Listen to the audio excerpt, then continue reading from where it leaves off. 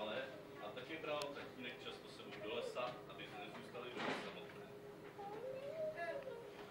Děti, musíme do lesa na dříví. Zatímco já budu kázet stromy, vy se můžete najíst jahod a malin. Hurá! Hurá! Hurá! Jahůdky a maliny měly děti moc rády a už se moc těšili, jak se naspou křížka. Tatínek popadl sekiru a šlo se. Když přišli hluboko do lesa, zavedl je otec na velkou plítinu jahod, kde se vše jen červenalo.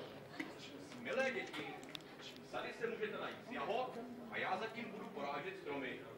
Dokud mě uslyšíte sekat, budete vědět, že jsem blízko. Dobře, Tatínku. Děti zatím běhali po lesa, uzobli malinu, jahodu a orientovali se podle zvuku sekery. Když svět sluníčka začal slávnout, vydali se směrem k tatínkovi, odkud se ještě před chvílí ozýval zvuk sekery, teď však bylo ticho. Tatínku. Tatínku! Tatínku. Tatínku! A tak chodili lesem a hledali tatínka. Sluníčko se mezi tím schovalo mezi stromy a pomalu se smívalo. Dědíčku, já se bojím. Neplač, Mařenko. Když tady je taková tma a já se bojím. Ale neboj. Víš co, vylezu na vysoký strom a koupil jsem si nový nějaké světýlko, ano? Dobře, Jeníčku, ale buď opatrný, ať nespadne. Dobře. Jeníček zdatně vyšplhal na nejvyšší strom, který v blízkosti našel a rozlížel se do všech stran. Mařenko, vidím dále světélko. Jdeme za ním. A tak se zaradovali a začali se prodírat svým křovím a lesem sedět k němu. Hladoví a vyčerpaní nejednou stáli před chaloupkou, jak se však podívali. Mařenko, vidíš tu vůni? Pravda, Jeníčku, tady to voní jako perníček. Koukni se, to je perníková chaloupka. Jeníčku, máš pravdu, ona ta chaloupka je celá z perníku. Víš co, já vylezu na střechu a komu si ty uloupí. Dobře, ale buď opatrný a potichu, ať tě v chaloupce nikdo neslyší. Jeníček mloupl perníček, hodil po mařence a sotva se do něj pustili, otevřeli se dveře a vyšla stará čarodějnice. Protože té nic neviděla, rozkřičela. To nic, to je jenom věcíček. Baba zašla zpět a děti si oddychly. Jeníčku, mluvni ještě kousíček. Jeníček mluvil ještě kousek perníkového srdíčka a v tom se opět otevřely dveře od chaloupky a vyšla stará čarodějnice. To nic, to zase věcíček.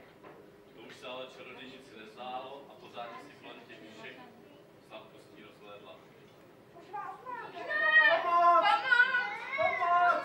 Děti neměli žádný dnes, hned je chytla a šup s nimi do chaloupky.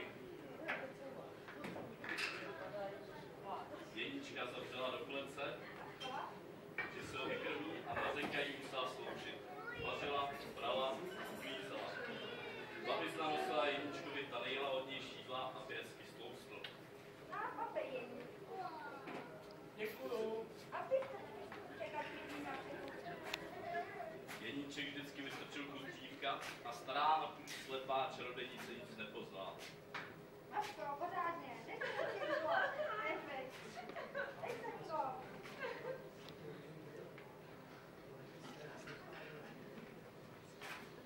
Na Jeníčku, kapej. A ty chceš prostě čekat lidi na ty duší. Bylo jí divné, že Jeníček netloustne, jednou však ztratila trpělivost a křikla na Mařenku. Maško, roztop peci, dneska bude jí obědu, ať je tlustý nebo ne.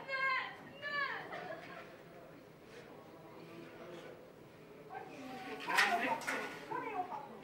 Já nechci. Já se tě nechám, jestli chceš. Sedni na lopatu a pořádně se drž.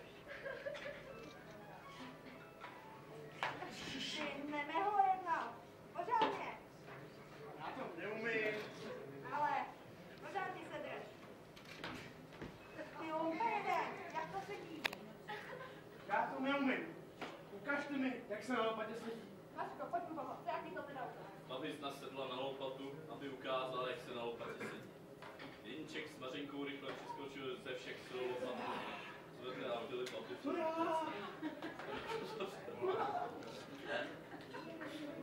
To se dětem ulevilo.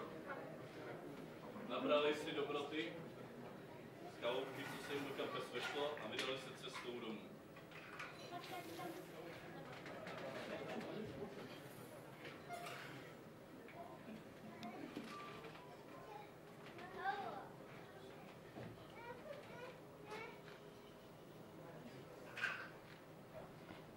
Mezitím tatínek každý den chodil děti hledat.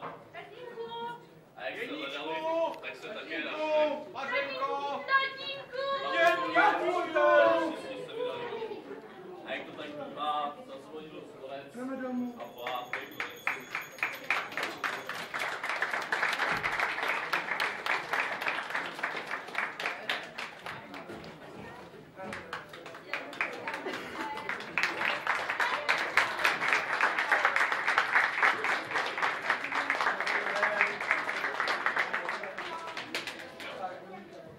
My vám děkujeme za vaši pozornost a teď pro vás máme malou výtvarnou soutěž. Všiml jsem si, že jste se všichni bedlivě dívali, že